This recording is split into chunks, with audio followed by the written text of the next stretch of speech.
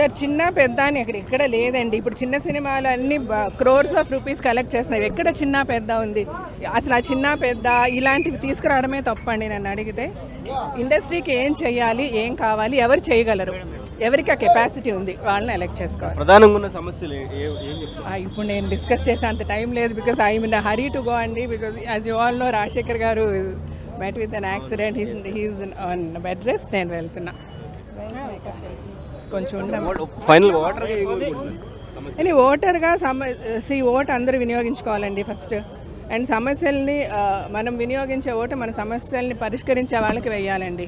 That is what I think. Running producers గిల్డ్గా ఏర్పడి progress panel అనేది రన్ చేయడం కరెక్ట్ కాదు అంటూ కూడా మాట్లాడుతున్నారు. సరే, కరెక్ట్ ఏది ఫుల్ కరెక్ట్ అని ఎవరు అనరు, ఏది ఫుల్ రాంగ్ అని ఎవరు అనరండి. ప్రతిదానికి ప్లస్ మైనస్ ఉంటూనే ఉంటుంది. సో నేనేమంటానంటే, ఎవరి దగ్గర ఎక్కువ ప్లస్ ఉంది, ఏ ప్యానెల్ చేస్తే మంచిగా జరుగుతుందని ఆలోచించి ఓట్ చేయండి. That's again within us అండి.